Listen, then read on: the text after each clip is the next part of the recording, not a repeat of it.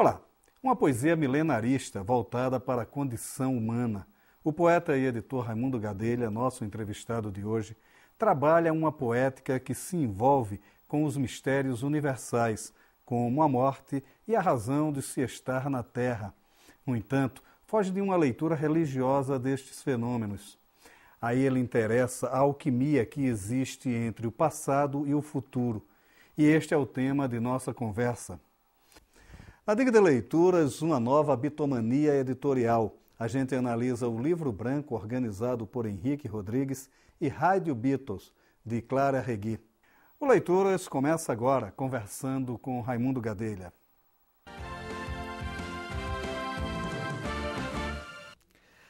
Bom, Gadelha, vamos começar aqui a falar dos 10 íntimos fragmentos do Indecifrável Mistério, que é o seu mais novo livro.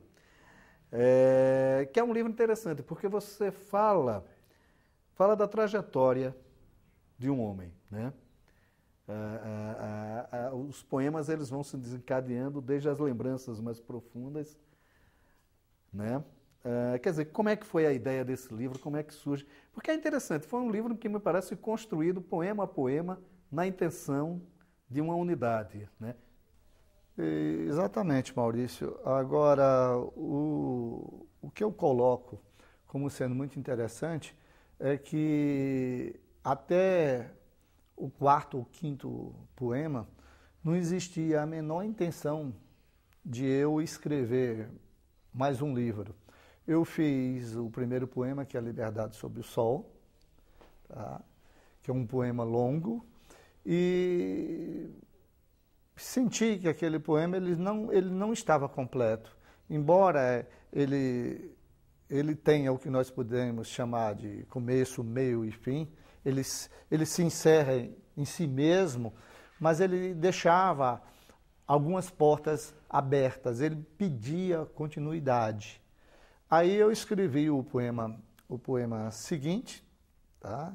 E descobri quase que intuitivamente, que eu estava com uma proposta que, pelo menos para mim, não é nada novo, muita gente já fez isso, mas pelo menos para mim era uma coisa de fazer um poema longo, um livro de um poema praticamente único, mas dividido em partes. Então nós começamos com Liberdade sobre o Sol e terminamos com Regressão, que depois que eu vi, depois de pronto, é muito interessante, é como se realmente, também é outra coisa que não é nada nova, mas nem por isso menos verdadeiro, que muitas vezes a literatura, o poema, o conto, o romance, termina tomando conta, se apoderando do próprio autor. A gente pensa que vai por um lado, aí o que a gente escreve termina nos obrigando a seguir por um outro caminho que nunca nem foi pensado de maneira nenhuma. Então, o que eu poderia dizer assim, desse livro é que ele terminou sendo uma visão minha sobre a vida. Tá? É um livro bastante existencialista, uma visão sobre o que é a vida, mas justamente sobre a ótica do existencial mesmo, e não sob a ótica científica, longe de qualquer ciência ou tecnicismo. É uma busca. Agora, há um diálogo muito claro aí sobre dois aspectos interessantes da cultura humanista mesmo, né? Que é o diálogo entre as questões metafísicas mais profundas, né? E o mistério, o misticismo, né? Mais do que o mistério, o próprio misticismo, sobre essa coisa meio indefinida do que seja a vida mesmo. Né? Exatamente. Nas questões metafísicas, o que eu terminei fazendo, acredito, é justamente levantar questões, levantar questionamentos. Será que é isso mesmo? Ou todo esse processo nosso de existir, de pensar, de ser, de acontecer num determinado tempo e espaço, tem algo muito maior e ao mesmo tempo simples do que o que poderia parecer? Então, nós temos no início Liberdade sob o Sol. O que seria isso? Uma busca. No primeiro poema está muito evidenciado. É o desejo de encontrar a si próprio num terreno em que você se sinta liberto. Depois vem as questões da nossa efemeridade, que aí nós temos a montanha e pó. E assim vai, passando pelo desencanto, por voo sobre fogo, até, como eu falei inicialmente, chegar à regressão, atestando a nossa circularidade do ser e do não ser. É porque há essa questão singular, dessa circularidade dos poemas, até porque o próprio poema inicial, Liberdade sob o Sol, ele tem quase que uma releitura daquilo que a Bíblia chama de livre-arbítrio. Né? Quer dizer, você está ali vazio, esvaziado mesmo, e a partir dali você começa.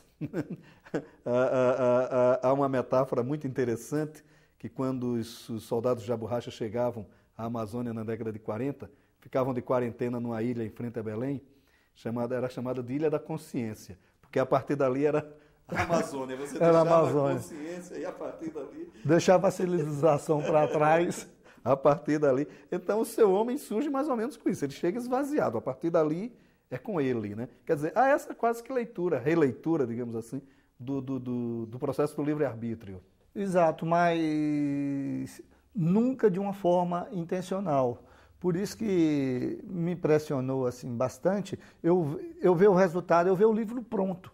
Primeiro, que eu não pensava em escrever um livro, muito menos nesta forma. E as coisas foram acontecendo. E ainda dentro dessa linha do inusitado, do inesperado, eu comentei, quando eu já tinha escrito, acho que o 7º ou 8º poema, comentei com o autor da casa e hoje grande amigo, Frederico Pernambucano de Mello, que por sinal estamos com um novo trabalho dele, maravilhoso, que é o Benjamin Abraão, Entre Anjos e Cangaceiros. Eu comentei que estava buscando um ilustrador para esse meu livro, porque eu queria dar uma forma inteiramente diferente. De início eu pensei mesmo em fazer um livro de poesia, mas no formato de histórias em quadrinhos mesmo. Mas aí ia ficar muito preso, uma coisa muito bitolada. Aí eu pensei no segundo momento, não, a gente poderia deixar as ilustrações dialogando com o poema, mas inteiramente livres. Hora de página inteira, hora de página dupla, hora um pequeno detalhe. E falando com o Frederico, ele disse, olha, tem um ilustrador aqui em Recife, que é muito bom, eu acho que valeria a pena você conversar com ele, que é o Sérgio Gomes. Foi um encontro maravilhoso. Todo o processo de ilustração do livro se deu sem que eu nunca tivesse visto o Sérgio Gomes. Tudo pela internet. E ficou essa coisa maravilhosa que eu digo sempre que eu tenho uma oportunidade, que o Sérgio Gomes fez das ilustrações o que talvez eu não tenha conseguido fazer com os poemas, porque as ilustrações são muito bonitas, elas falam por si só e estão em perfeita sincronia com os poemas. Então, outra coisa, uma pessoa que eu nunca vi, que eu não conhecia e que de repente dá uma liga tão boa e o trabalho fica tão harmônico. Há um diálogo realmente entre as ilustrações e os textos. Agora, as ilustrações acabam salientando uma característica muito forte dos textos, que é não que ele seja de desesperança, mas ele é sombrio. Ele terminou sendo um livro, não digo um livro pesado do ponto de vista da coisa, mas as inquietações são tão profundas que elas... Denso, né? Pois é, essa questão dessa densidade, né? Quer dizer, como é que você vê isso também?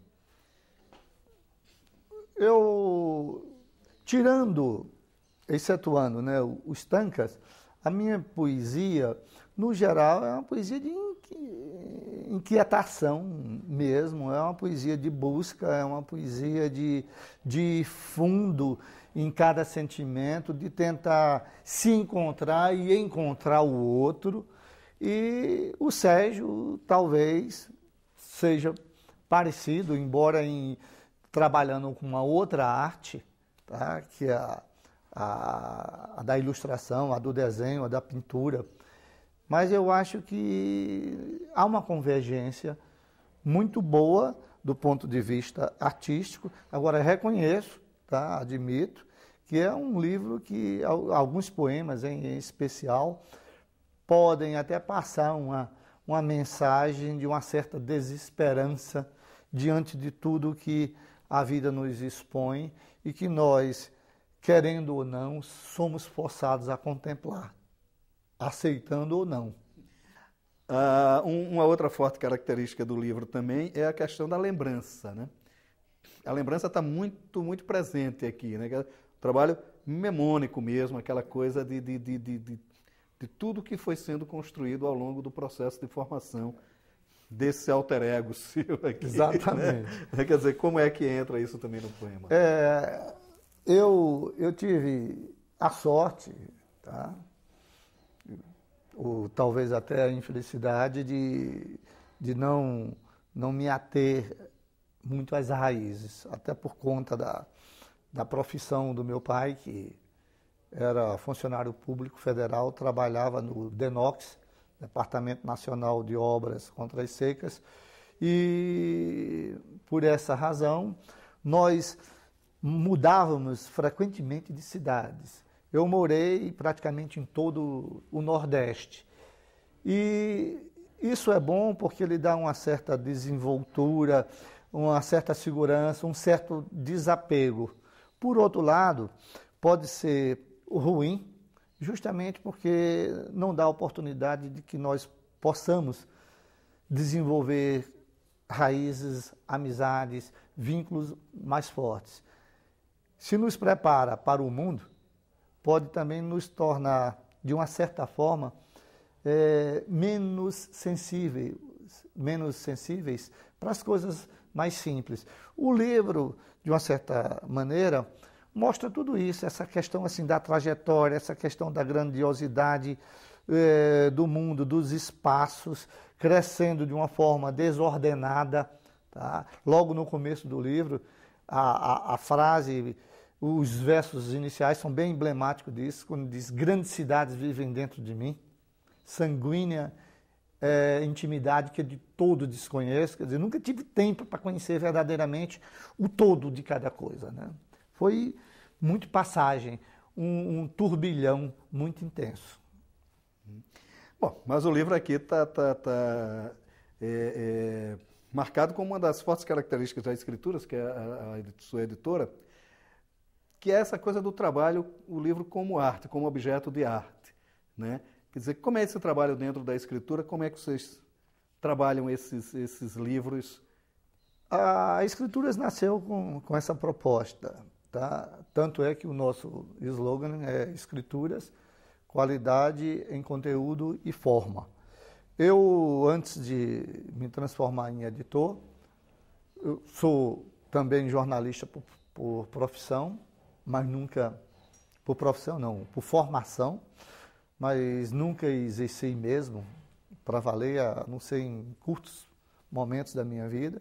Fui também publicitário, trabalhei com teatro, pintei na adolescência, fiz escultura, de tal maneira que essa mesmo pequena intimidade com várias outras modalidades de arte contribuiu para que eu terminasse sendo o editor cuidadoso, atento para a questão, digamos, da forma, para a questão estética, para a busca do livro, não apenas como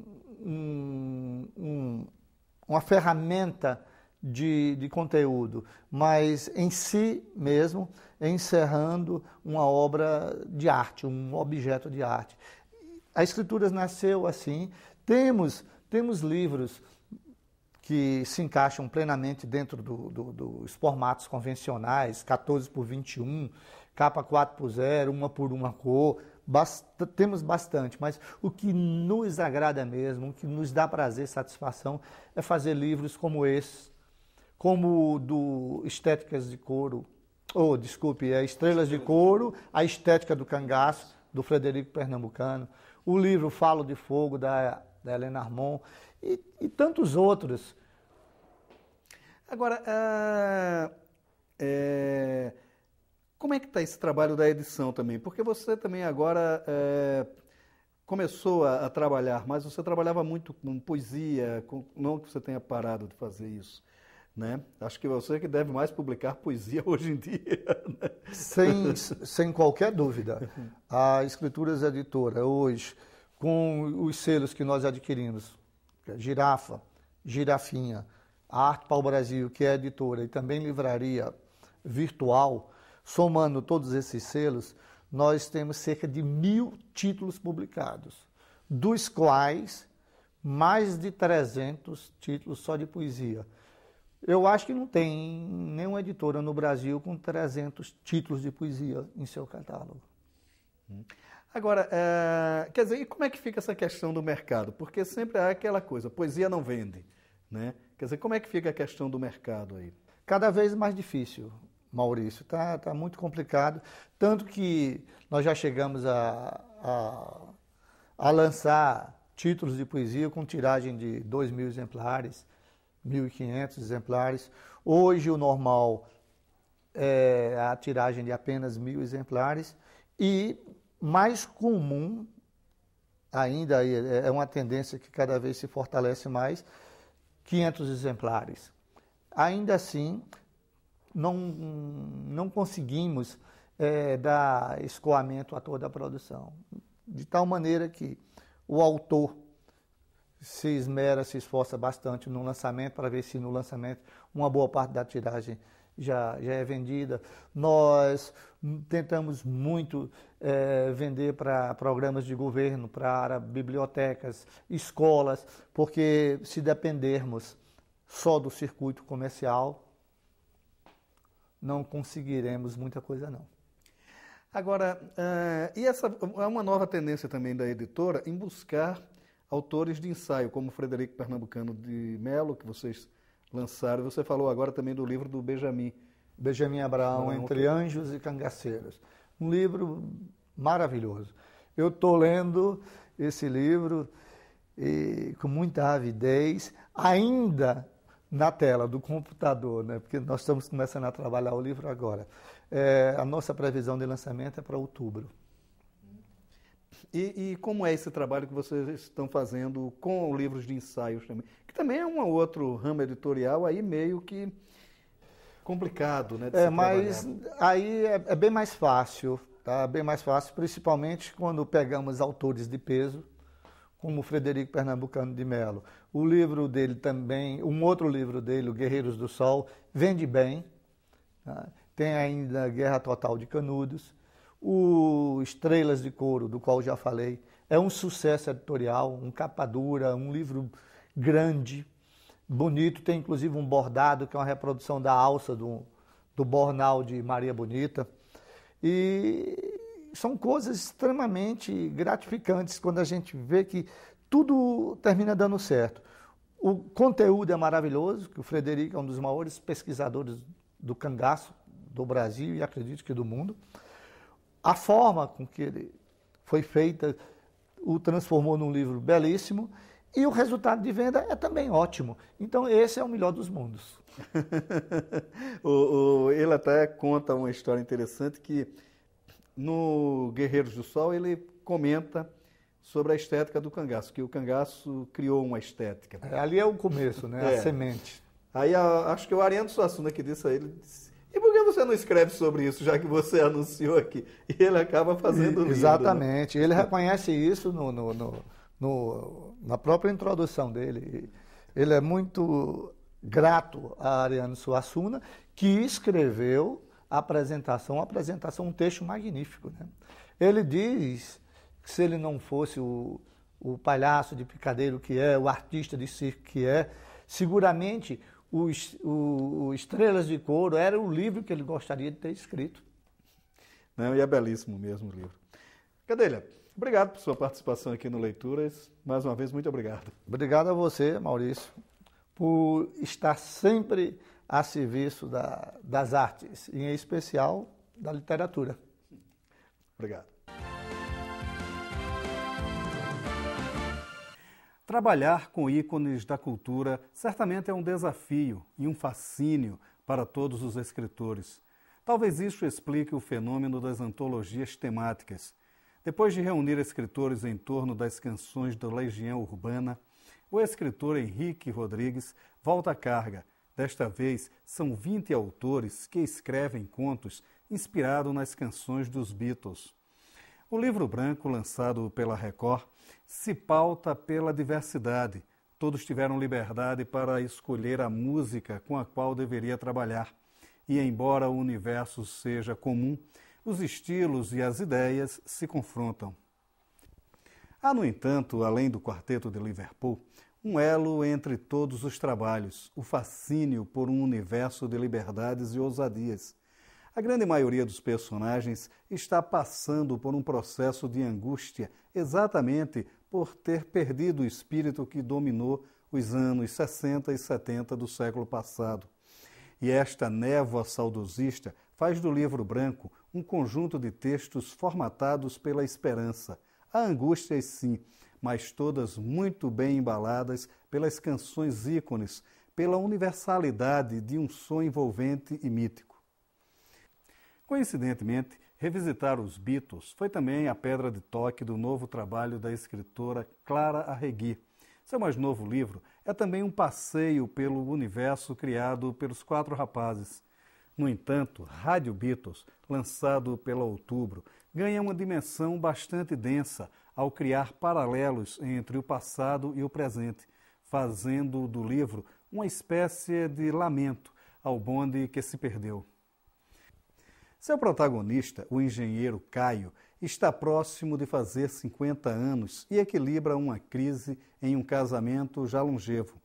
Bitomaníaco desde muito jovem, não consegue lembrar a primeira vez que ouviu o grupo, mas guarda a certeza de que nunca conseguiu se livrar daquelas músicas. E nisto entra o principal interesse da escritora, descrever o roteiro da mitologia política e cultural dos inquietos anos 60. Foi uma época de exuberâncias que marcou fundamente quem a viveu, mas que deixou naqueles que ficaram à margem uma gama de frustrações, e daí todos os conflitos de um romance bem escrito e intenso, como a história que narra. Beatles para todos os sabores, o livro branco, organizado por Henrique Rodrigues, e Rádio Beatles, de Clara Arregui. O Leituras de hoje fica por aqui. Você também pode ficar na companhia de bons autores e bons livros. Até nosso próximo encontro.